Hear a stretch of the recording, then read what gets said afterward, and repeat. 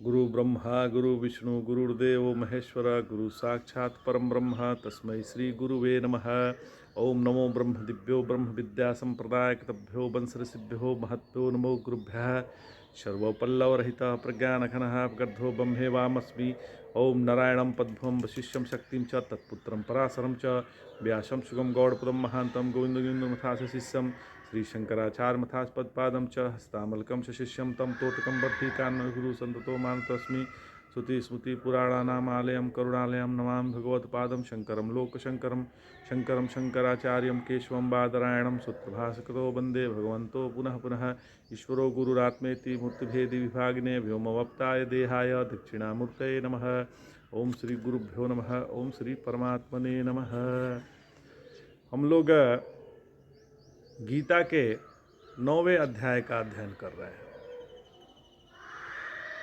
भगवान कह रहे हैं अपि चेत्सु दुराचारो भजते मामन्नन्य भाक साधरेव समन्तव्यः सम्यग्वशितो हिसः। अब भगवान यह कह रहे हैं कि यदि कोई अत्यंत दुराचारी भी है, अनन्य भाव से लेकिन मेरा भजन करता है, तो उसे साधु ही मानना चाहिए, क्योंकि वह यथार्थ निश्चय कर दिया है। हो सकता है उसने दुराचारी का काम किया हो, अपवित्र बहुत दिन तक रहा हो, गलत कार्यों में उसकी प्रवृत्ति रही हो, लेकिन उसका अब मन जो है भगवान में लग गया है, भगवान के भजन में लग गया है, तो उसे जो है साधु ही मानना चाहिए, ऐसा भगवान कह रहे हैं। पहले जो पापी होते हैं वे धीरे धीरे भजन के प्रभाव से पुण्यात्मा हो जाते हैं।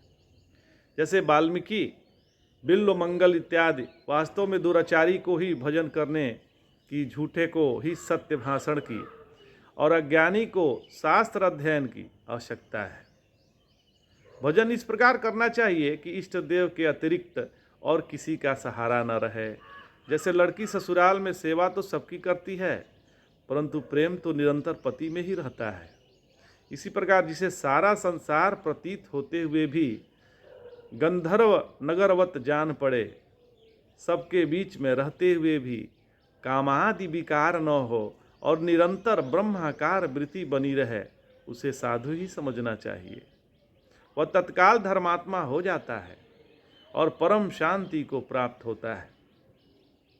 यही बात भगवान अगले श्लोक में भी बतलाते हैं। भगवान कह रहे हैं क्षिप्रम भवति धर्मात्मा शश्वशांतिं निगच्छति कौन्तेय प्रतिजानीहि न मे भक्तः प्रणश्यति।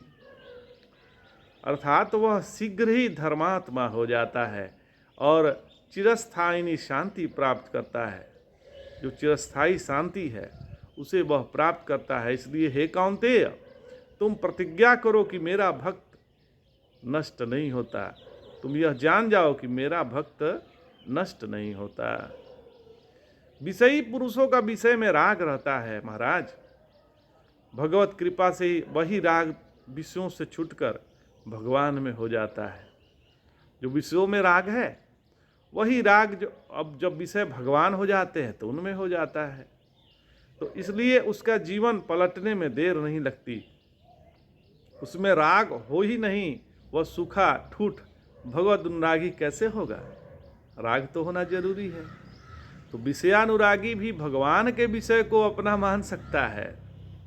नारायण यह कभी नहीं समझना चाहिए कि दुराचारी धर्मात्मा नहीं हो सकता।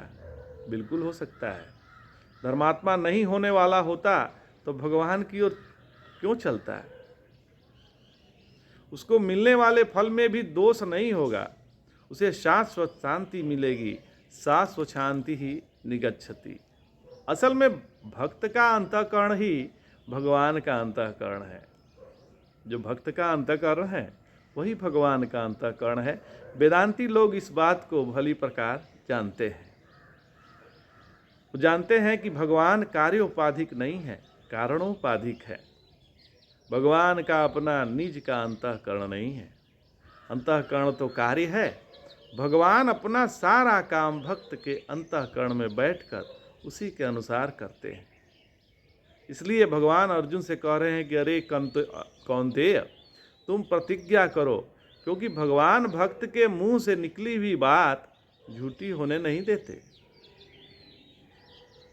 अपि चेत्सु दुराचार, यह इस जन्म के पाप की सूचक है। जो इस जन्म का पापी हो और भगवान की ओर चलने का निश्चय कर लिया हो तो वह शीघ्र ही महात्मा हो जाता है। क्षिप्रम भवति धर्मात्मा, एक महात्मा जब क्षिप्रम बोलते थे तो चुटकी बजाते थे कि क्षिप्रम माने जानते हो? क्षिप्रम माने तत्काल धर्मात्मा हो जाता है, एक क्षण की भी देर नहीं लगती। किंतु कोई जन्मांतर का पापी हो तो बोले कि यह पाप परायण जाति का पापी हो, तब भी जन्म जन्म का पापी हो तब भी महात्मा हो जाता है, भगवान की ओर जब चल देता है। जब भगवान का भजन करने लगता है तो भगवान अपने भक्त के लिए प्रतिज्ञा तोड़ भी लेते हैं, पर अपने भक्त की प्रतिज्ञा टूटने नहीं देते। अगले श्लोक में भगवान कह रहे हैं कि हमारे भजन के सब अधिकारी हैं, कोई ऐसा नहीं है जो मेरे भजन का अधिकारी न हो। माम ही पार्थ व्यापाश्रित्य ये स्युः पापयोनयः, स्त्रियो वैश्यास्तथा शूद्रा ते अपि यान्ति पराम गतिम। हे पार्थ, मेरे आश्रय लेने पर जो स्त्री, वैश्य, शूद्र और जो पाप योनि वाले हैं वे भी परम गति को प्राप्त हो जाते हैं। चारों आचार्यों का विचार है, स्त्री, वैश्य, शूद्र और पाप योनि ये चारों अलग अलग गिनाए गए हैं, परंतु कुछ आचार्यों का मत है कि भगवान ने स्त्री, वैश्य एवं शूद्र को पाप योनि कहा है। यह उनका पक्षपात ही जान पड़ता है, क्योंकि यदि स्त्री पाप योनि है तो उसके हाथ का भोजन नहीं करना चाहिए, जबकि सभी करते हैं। तथा यज्ञ में भाग लेने का अधिकार भी नहीं होना चाहिए, जबकि यज्ञ में स्त्री के बिना कोई यज्ञ संपन्न ही नहीं होता। अतः स्त्री पाप योनि नहीं हो सकती। पाप योनि तो वह है जिसमें स्वभाव से ही पाप में प्रवृत्ति होती है, किंतु पाप योनियों के साथ स्त्री को इसलिए गिनाया गया है क्योंकि इनमें लोभ, अशुद्धि और काम की अधिकता होती है। स्त्री की सब इच्छाएं नष्ट होने पर भी उसके पति सुख की कामना बनी रहती है, साथ ही उसमें लोभ की मात्रा बनी रहती है। थोड़े प्रलोभन में वह कुछ भी करने के लिए तैयार हो जाती है। वैश्य को पाप योनि के साथ इसलिए गिनाया गया है कि उसका कर्ण वाणिज्य है, जो कर्म है उसका वाणिज्य है, वह वाणिज्य में झूठ बोलता है। जब वो कर विक्रय करता है तो उसमें वह झूठ बोलता है और ब्याज लेता है। लोभ की उसमें प्रधानता होती है, इसी से शूद्र के साथ उसको गिनाया गया है। शूद्र कौन है? तो जो अशुद्ध है और जो रोता रहता है, रोदन करता रहता है। तो स्वामी तुलसी जी महाराज कहते हैं, गीध अधम खल अमिष भोगी, अतिशो पाव जे ही जाचत जोगी। ये सभी पाप योनियों में इसलिए गिनाया गया है कि ये सब कामादि दोषों के वशीभूत होने पर भी यदि मेरा आश्रय लेते हैं तो शुद्ध हो जाते हैं, अर्थात अपने स्वाभाविक दोषों से छूटकर मुझे प्राप्त कर लेते हैं। अतः जीव के उद्धार में या साधुता के प्राप्ति में भगवद आश्रय की ही प्रधानता है, जाति आदि की नहीं है।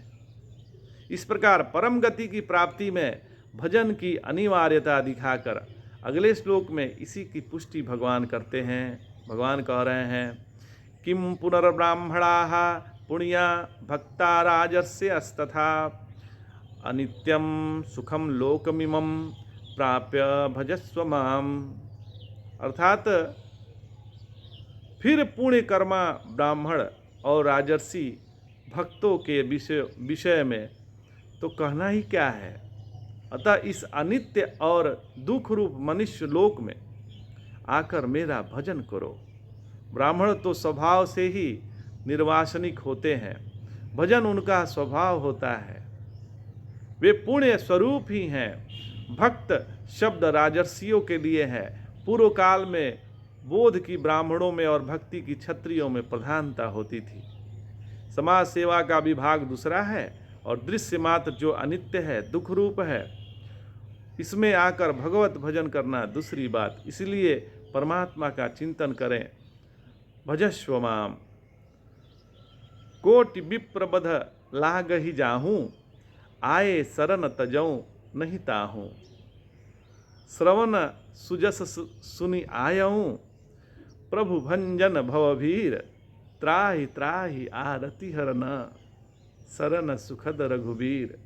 भगवान के शरण में जो जाता है वो साधु हो जाता है महाराज।